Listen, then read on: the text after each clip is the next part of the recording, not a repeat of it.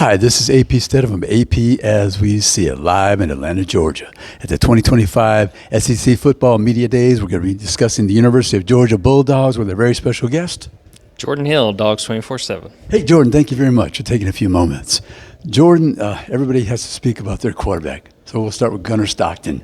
We saw some flashes last year. He's an excellent competitor and can have some good production as well. So what would you like to say about Gunnar Stockton?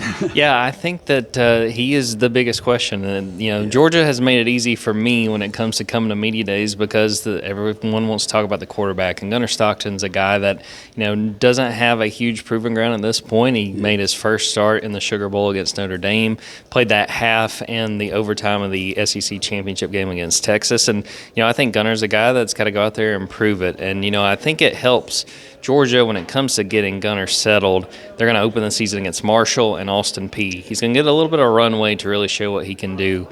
He's still sort of an unproven product at this point. At the same time, I think he's a guy with a lot of capability. I think that some people I think don't have him ranked quite as high in the SEC compared to other quarterbacks. I think that the way to measure him, the way to look at him, you say, can Georgia win a national title with him as a quarterback? I think they can, and I think he's got a great opportunity to go out there and show out. One of the things last year was the drops, the wide receivers. That has to be improved. One player that interests me is the transfer from USC, Branch. Yeah, Zachariah Branch, I think he's got a fantastic opportunity to go and lead Georgia in receiving. And the way they have flipped this room in just, essentially 6 months' time, I'm very impressed. This is a team, the receivers last year led the nation in drops. And they go get Zachariah Branch, as we mentioned. They go get Noah Thomas, who led Texas A&M in receiving last year. To get those guys, you bring back Dylan Bell, you bring back Colby Young, and then the tight ends. You always look at a Georgia offense and know you can count on those tight ends, Oscar Delp, Lawson Lucky.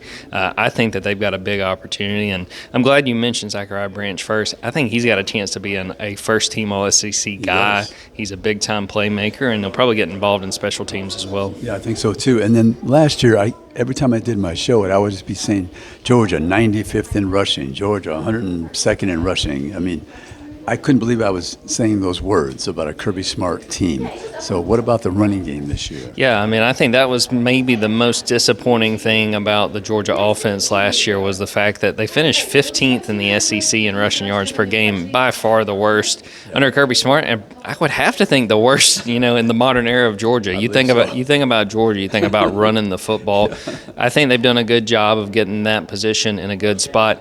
Nate Frazier, who led the team in rushing, he's back for another year. Go get Josh McCray from Illinois, a big, powerful back. Yeah. And comparing, Nate Frazier a little bit smaller, having that kind of thunder and lightning, I think is going to be a very productive duo. And also other guys. They've got probably 7 scholarship running backs right now.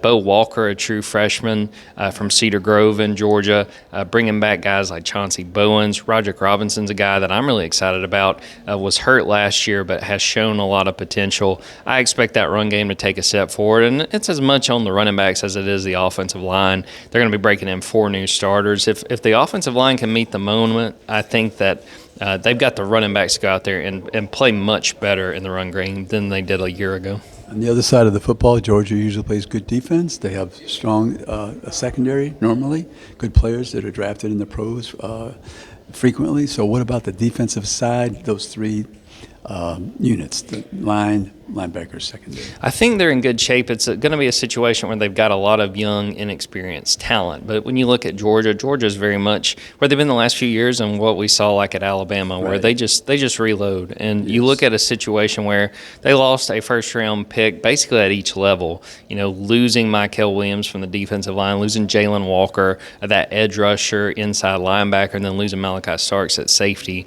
So the big question for me is defensive line. They need guys to step up. I think Christian Miller is going to be that interior force that's really going to make some plays. Inside linebacker, they are in fantastic shape. They bring back some of the starters and Raylan Wilson, C.J. Allen, who was at SEC Media Days. But Chris Cole's a guy that I think is going to be in the Jalen Walker spot from a couple of years ago where Jalen wasn't starting, and he was by far Georgia's best pass rusher. Yeah. So I think that Chris Cole's going to make a lot of plays. Justin Williams, who's also a sophomore. And then the secondary, maybe the biggest question question is who's going to start at safety opposite KJ Bolden, who did a fantastic job as a freshman. I'd look at Ja'Cory Thomas, who it's so funny now, AP, looking at a guy like Ja'Cory Thomas. We don't see a lot of these guys anymore. He's a senior. Right. He's only been in Georgia, right, yeah. And he's waited his turn. He's had some really talented guys in front of him.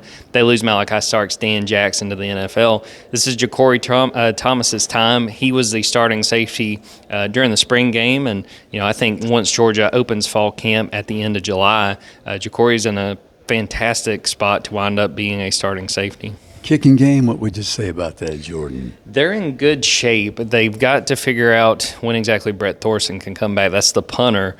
He, was a Ray Guy finalist last year, gets hurt in the SEC title game. Sounds like the first game he may come back, and it probably helps too, as I mentioned earlier. They've got Marshall Austin P. They don't have to force him back. No, you would like him back for week 3 when they're at Tennessee. But Peyton Woodring, the kicker, is back for his 3rd year. I think he's a guy that's going to be a Lou Groza award finalist or in that conversation. He had a great 2024. And then again, as we mentioned earlier, I'm really interested in what the return game looks like. They get Zachariah Branch, but KJ Bolden could be in the mix. They got some other guys as well. So I think the special teams is in a very good spot. You do want to figure out if Brett Thorson can go out there and wind up punting. But even if he has to miss some games, Drew Miller is a guy who was the number 1 punter in his class. So they're still in good shape if it takes Brett Thorson a little time to come back. Anything unique about Kirby Smart this year moving forward, how he's evolved as a coach?